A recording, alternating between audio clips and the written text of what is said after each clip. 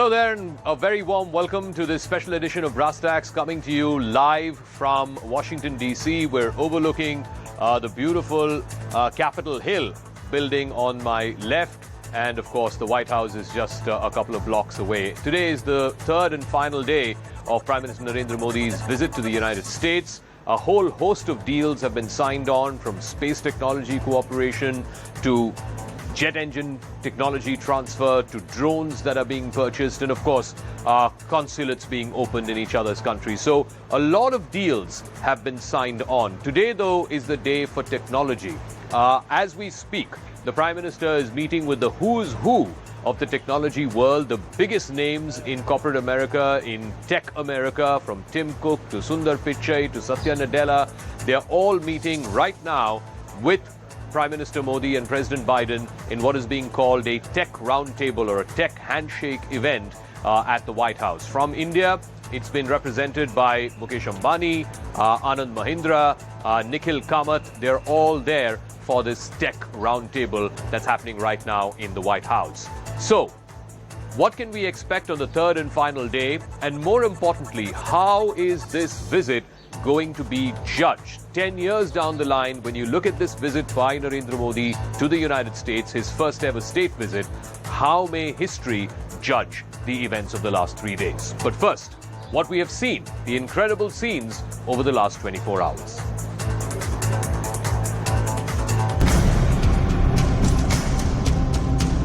Cheers. We were strangers in defense cooperation at the turn of century.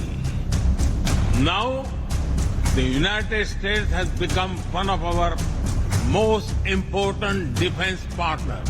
The relationship with India really cross-cuts all sectors, public and private, whether it's economy, science, engineering, emerging tech. So, I mean, there's just an awful lot of cross-pollination here in trade and tech that I just think augurs really, really well for this partnership going forward. When I first visited the U.S. as a Prime Minister, India was the 10th largest economy in the world. Today, India is the 5th largest economy. In modern India, women are leading us to a better future. India grows while being responsible about our planet. We became the only G20 country to meet its Paris commitment. We protected our people with 2.2 billion doses of made in India COVID vaccines, and that too free cost. लोकतंत्र हमारा spirit है, लोकतंत्र हमारे रगों में है, लोकतंत्र को हम जीते हैं। लोकतंत्र के मूलभूत मूल्यों को आधार लेकर के बने हुए संविधान के आधार पर चलती है। जब आप डेमोक्रेसी कहते हैं, जब डेमोक्रेसी को स्वीकार करते हैं और जब हम डेमोक्रेसी को लेकर के जीते हैं, तब डिस्क्रिमिनेशन का कोई सवाल ही नहीं उठता है।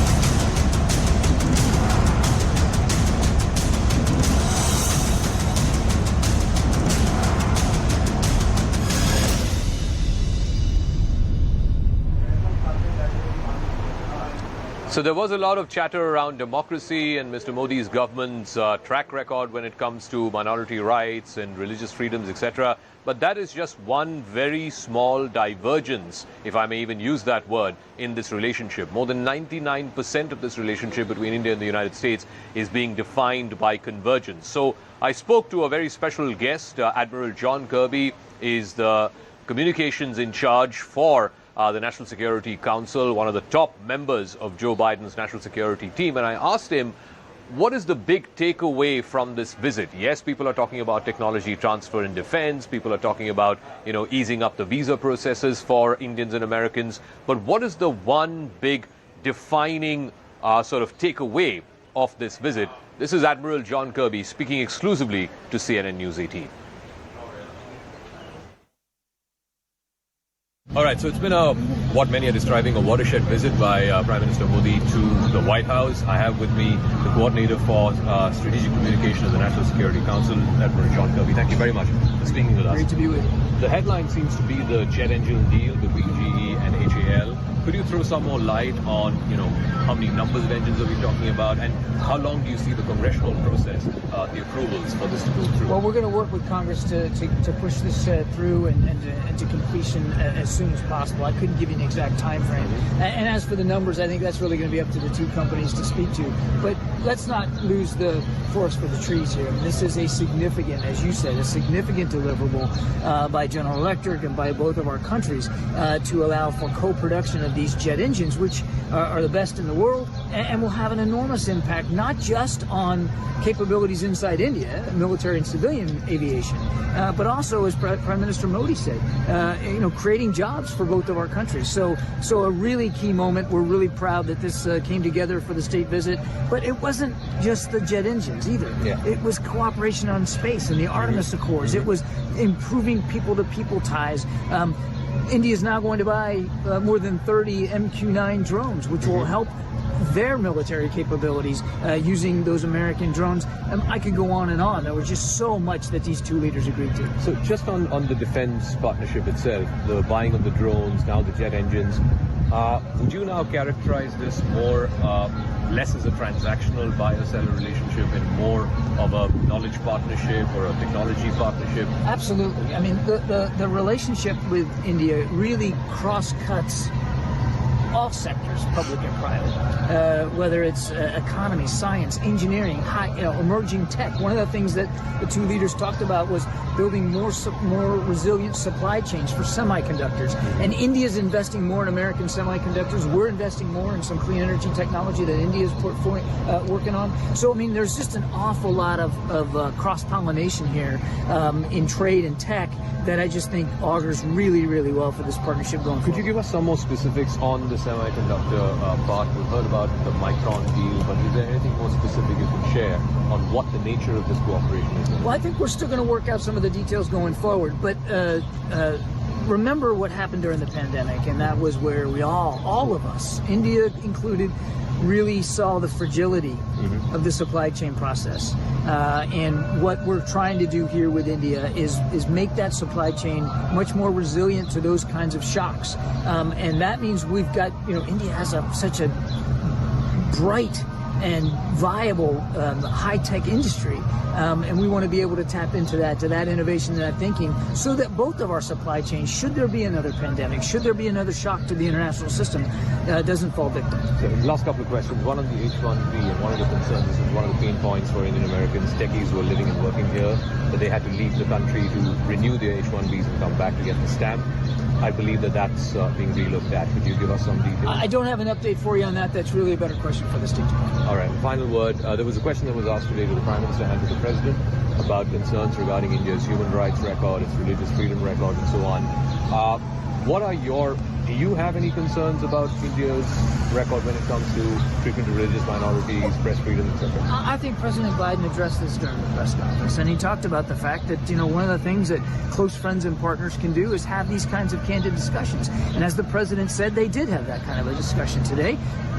Human rights are a cornerstone of President Biden's foreign policy, and we never shy away from expressing those concerns to any foreign leader that we're talking about. But when you have mutual respect, when you value each other and each other's democratic systems, you can have those kinds of conversations, and you can work together to see, what can be done to continue to advance the very vibrant democracy that India has. I mean, it didn't get a lot of headlines, but one of the most important outcomes of this bilateral discussion today was improving people-to-people ties. And when you have two democracies, the most populous and the oldest, with a young population in each country that really want to innovate, they really want to advance, they really want to prosper, focusing on the democratic institutions that underpin that, freedom of religion, freedom of speech, freedom of expression, all of that makes that innovation so much better. So it's really to both of our advantages that we can have those kinds of discussions. So that was Admiral John Kirby from the National Security Council here at the White House. giving us his assessment of what to make of this visit and what are the takeaways of this visit. I also now want to go across to a very special guest who is joining us, university professor at the Columbia University and somebody who's been very closely tracking the Indo-US partnership for the last many decades, Professor Jeffrey Sachs. Thank you very much for speaking with us here on this special edition of Brass Tacks, coming to you live from Washington, D.C. The trajectory of the Indo-US bilateral relationship over the last 20 years, I think one watershed, of course, was 2005-06, when the Indo-US civil nuclear deal was signed. And then you had another big moment when Prime Minister Modi came in 2014 for his first visit to the United States as Prime Minister.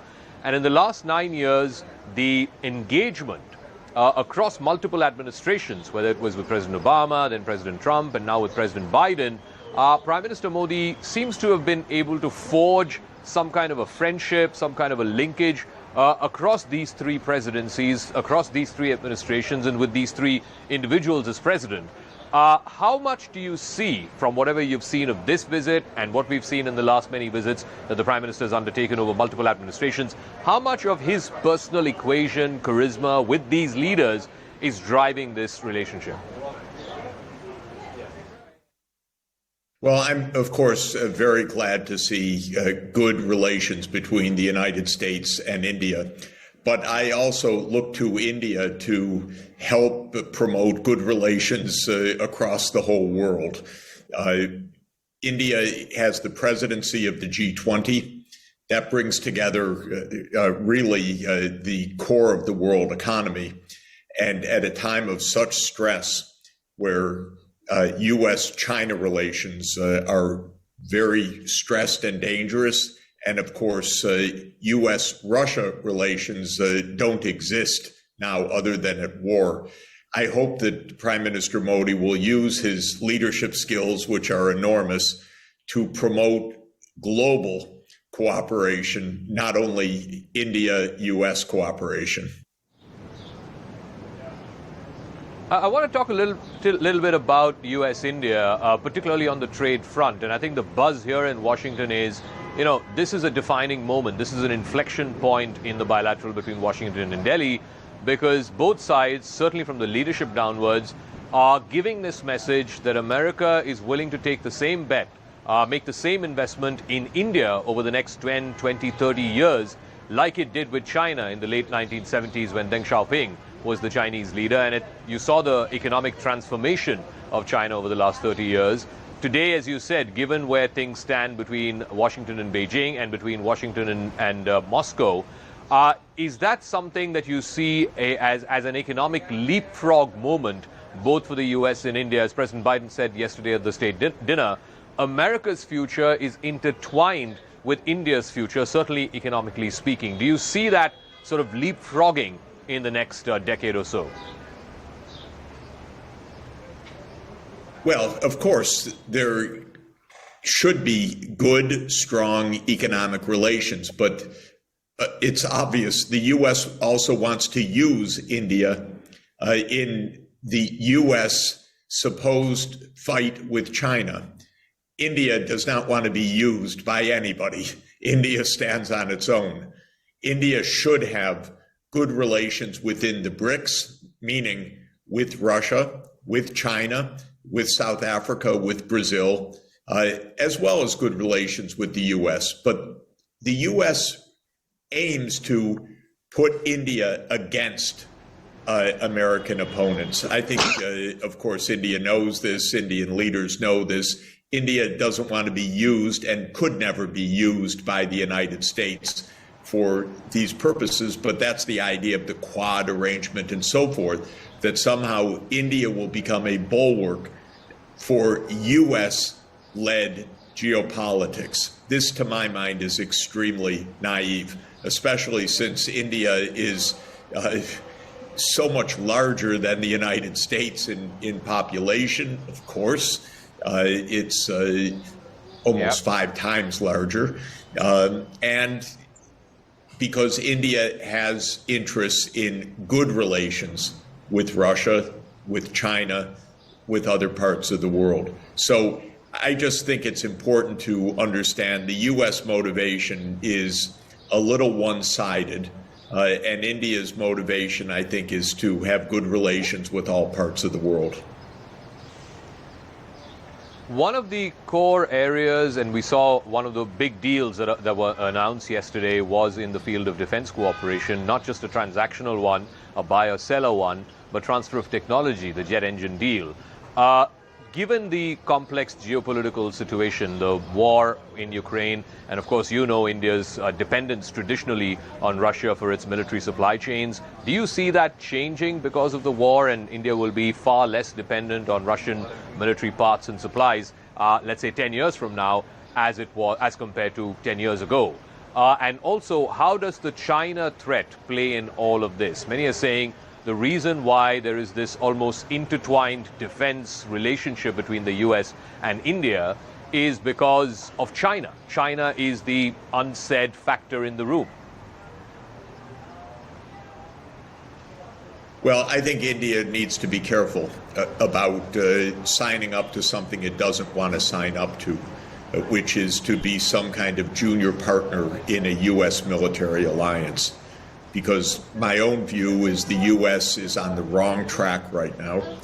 The U.S. still aims for a kind of global leadership, which I think is naive, because the U.S. should just be one of several centers of global power in a truly multipolar world, India being one of them, China being another, European Union being another, United States being another. I hope the African Union, as an integrated Africa, will become another in the future. India does not want to become part of the U.S. military alliance. Heaven forbid for India. India wants to have its own regional interests and national interests, but especially the interest of a multipolar world. The United States is against a multipolar world. The United States wants U.S. dominance, which, again, is out of date and naive.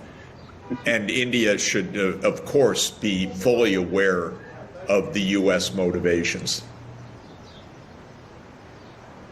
You had also recently said, Professor Sachs, that the U.S. is unnecessarily hyping up the China threat. And I'm just curious to know of that in the context of India and China, because India's had its own troubles with China since 2020. There was aggression at the northern borders. There was an attempt to unilaterally change the status quo, and India's responded measure for measure. How does India then, take on this China threat? Because the argument, the other side to the argument that you've put forth is that India cannot take on China on its own right now, which is why it needs the United States to project power more than its capabilities right now. Maybe its capabilities will increase manifold in the next decades, but right now, for it to be able to stand up to China, it needs the help of the United States. So what would you say to that? India's strategy should be to negotiate with China, to discuss. India is the only country that can say to China, you're smaller than we are in terms of population. So India is a vast country, a great civilization, an ancient and great global culture. So India should sit down with China and say, look, we have tensions on our northern borders in the Himalayan region. We need to resolve those because we have so much at stake in cooperation. We have so much potential in trade, in technology. We have so much need to work together on issues like climate change that these border tensions need to be put past us. So to my mind, there's no way of doing this other than through negotiation. All right, Professor Sachs, I'll get a final word from you before we open this up to our panelists. Just on the India story, you have seen the trajectory of India, the economic story of India change over the last 10 years. It's now a $3.5 trillion economy. It's the number 5 biggest economy in the world, overtaking Britain recently. What is the future course as you see it for India? Are you bullish on India as the next big emerging power, possibly the 3rd biggest economy by the end of this decade? I think India's dynamism is absolutely real. And what's happening is that India is really making excellent use of the digital revolution and of green technologies. So right now, India is massively expanding digital access. It is massively creating digital platforms, which I think will be transformative for healthcare, for education. They already are transformative for payments and finance and government services and licensing. India, I believe, will become one of the world leaders in renewable energy, especially solar power. And thanks goodness for that, because India is also highly vulnerable to the global climate change. India is growing roughly at 7% per year, according to the typical GDP measures. That means a doubling every decade. This is absolutely feasible. In fact, I would say it's rather necessary for India. India could even go farther in a world that is peaceful and growing and avoiding conflict. So I think India has big stakes in the overall peacefulness of the world economy and resisting the very naive talk in the United States about decoupling and so forth. This is not in any way realistic or even safe for the world. So yes, I'm very bullish. I believe that India is in a dramatic phase of upswing. I want to see India's education system really perform with excellence in the coming quarter century. This is where China's strength has been phenomenal. China, within a generation, dramatically lifted the quality of education. And now you see it when you see the rankings of research outputs of major institutions. China is now usually 5 of the top 10 in technology. Now, India, of course, can get in there in its full fair share, but that's a major investment in educational upgrading and expanding the university systems and the technology and research systems. But I'm also very happy that many of India's great companies, Reliance and Tata and others, are making big investments in the new technologies, and this is very important and very gratifying. All right. Thank you very much, Professor Jeffrey Sachs from Columbia University, for joining us with your thoughts and perspective on how you see the trajectory of the U.S.-India relationship over the next few decades in what many are calling an inflection point right now, and especially in the context of the Prime Minister's visit here to Washington, D.C. Joining us now on a very special panel on this very special show that's live from Washington, D.C. Is G. Parthasarathy, former Indian ambassador to Pakistan. We have Raymond Vickery, who's a senior associate, the Wadhwani chair at the U.S.-India Policy Studies, and Nicole Brenner-Schmitz is a Democrat strategist. Let me start with you, Ambassador Parthasarathy.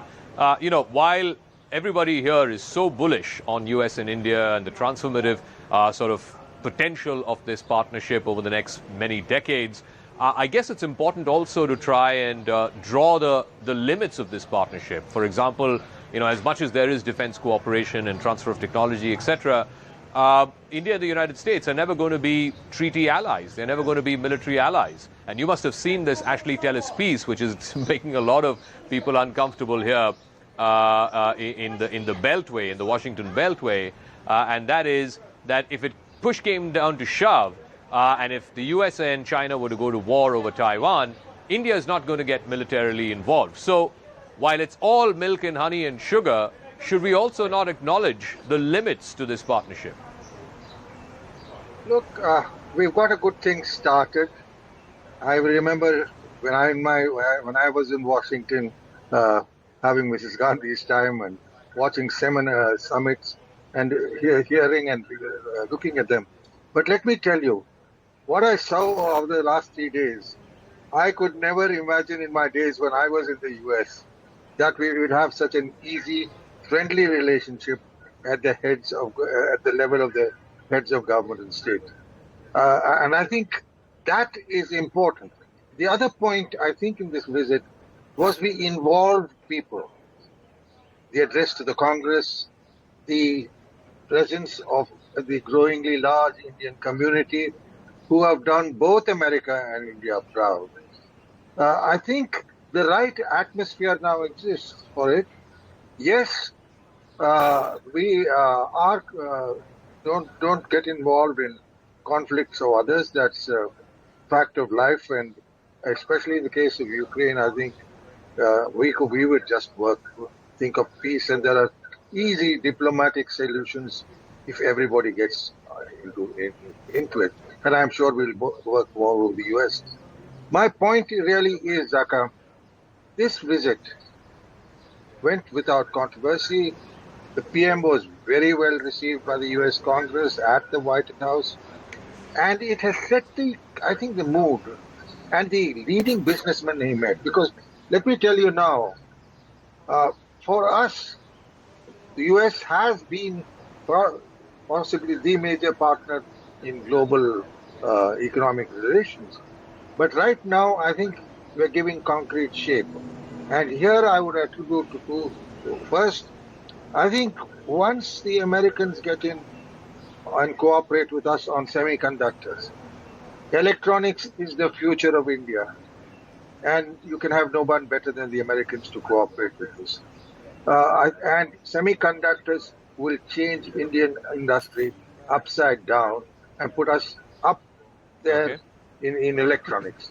Then I think in the case of security, yes, these we have not discussed in public, but certainly we are cooperating in the Quad and the other, with the U2I2, where we brought even the Israelis and UAE and Arab country together to cooperate in West Asia. So there is a commonality of interest in what they call the Middle East, we call West Asia. There is, I think, a commonality of interest in dealing with China. And dealing with China. Let me talk about that China aspect. Raymond Vickery is joining us. When it comes to China, and again, many say, that was the elephant in the room. That's the one that is sort of the fear of China, and a growing and assertive China is what is driving this relationship because, as the old adage goes, an enemy's enemy is a friend. But be that as it may, will the US-India relationship stand on its own if the China threat were not to be there? I mean, India has its own fair share of troubles with China, and we've seen that in the last 3 years since Galwan 2020. That has still not been resolved. Is there a feeling that, as Jeffrey Sachs said a moment ago, the US needs India to take on the China threat? There is no other country that's large enough, which is the potential, which is the military, which has the economic capacity to be able to be a counterbalance to China. And at the same time, India too has its own limitations currently in its own set of capabilities, militarily speaking, or even economically speaking. It cannot take on China on its own, and therefore it needs to use the shoulders of the US, if you will, if I were to borrow a phrase. So is that sort of fear of China and how to take on China, combine forces, put your efforts together and thereby take on China, is that what is driving both of these countries to come closer and closer to each other? Well, thanks for having me. Yes, I think it is the elephant in the room, and it is a major driver in terms of the security aspect of the relationship. It is no question that with China claiming an entire Indian state, Arunachal Pradesh, as well as other territories of India, that has to be of great concern. But beyond the territorial ambitions of China, not only with India, but in the South China Sea in terms of a string of pearls, of ports in Sri Lanka and around the Indian Ocean, those are all of mutual concerns to the United States and India. But what is, it seems to me, driving the relationship as well is democratic values, the rule of law, the respect for the UN Charter. And we have a long way to go in the U.S.-India relationship in that regard, because freedom is indivisible around the globe. Prime Minister Modi has acknowledged the one family aspect of the G20. And so what we have to do is to figure out ways that India will, in its own interest and in concert with its own values, step up as a great leader, a great nation, a great power around the world. It is not the case that you can say, well, Ukraine is over there in Europe and I don't have to worry about that. And I'm not particularly concerned about Taiwan, so if China takes that, there is the old saw about they came for the others and then they came for me. So we have a mutual interest in peace and stability that can only be accomplished by a strong relationship across the board. Economic driver has been there since India did away with the license Raj, or did away partially with it in the 1990s, and when I worked with Secretary Brown to bring a delegation. So this partnership is, yes, across the board, and China is a primary security driver, but the United States and India have relations and interests across the globe.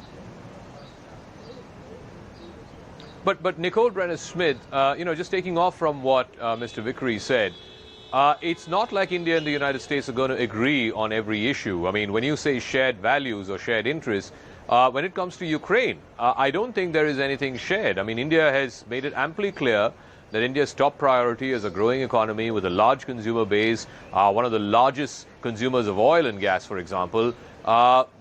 Various ministers have made it clear that their priority is to get the cheapest fuel available. And if that means importing from Russia, that means importing from Russia. Is that something that the United States will have to learn to live with, that you're not going to get complementarities in every aspect or every part of this relationship? There will be divergences, and this is one of them.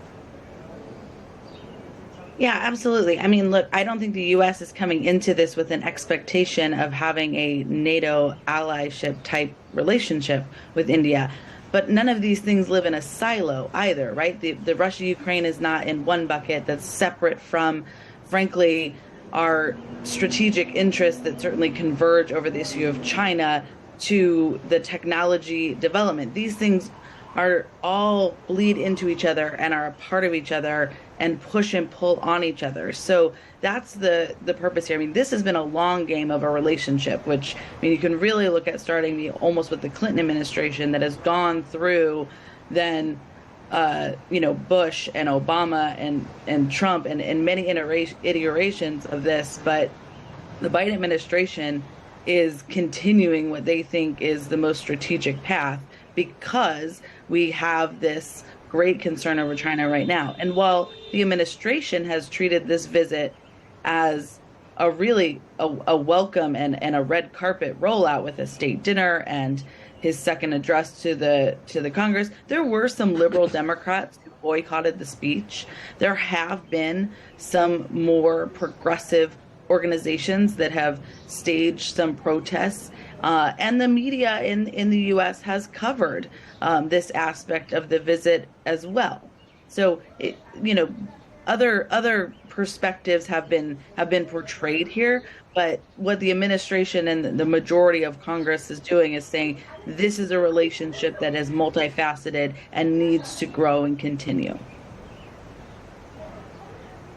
I want to talk about that a little bit, and I'll get your views first before I go to Ambassador Parthasarathy for what is the India view on this. The Prime Minister was asked a question, the President was asked a question about, the Indian government's quote-unquote record of treatment of minorities, and the Prime Minister was very clear, you judge us by, the welfare schemes that the government gives out to its people. There is no discrimination there, and I think both of them, the Prime Minister and the President, said democracy is in our DNA. The question I'm asking is, India is not a perfect democracy. America is not a perfect democracy. But to be constantly sort of, niggled about it, to be constantly, asked questions about it, is that, potentially, and I say, yes, you're not going to agree on every issue, but this one issue seems to be sticking out like a thorn, sticking out like a sore finger, even at yesterday's, after all that pomp and ceremony at the South Lawns, in the press conference, the biggest takeaway, not just for journalists, but everybody who was present there, was the question that was asked to the Prime Minister about his record, his government's record on the treatment of minorities. Is there a narrative which may be more in perception and less in reality that Mr. Modi's government and its treatment of minorities is not up to the mark? And what is the potential of that, cause, and I wouldn't say derailing the relationship. I think the relationship is going to be fine over the next 10, 20, 30 years, but certainly sticking out as a sore thumb in this relationship. Nicole.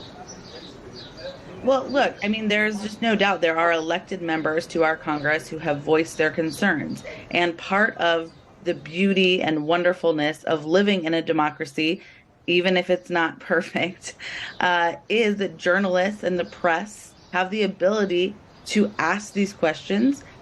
And the Prime Minister had the opportunity to answer that. I mean, that is the push and pull of being in a democracy, is having all of these thoughts and these discussions and these concerns of the ability to be brought up and put out there into the public sphere. So, that's what we were experiencing, democracy at work. But I don't think it has overshadowed this visit. I mean, this visit has had more coverage than the average state visit has to the American public.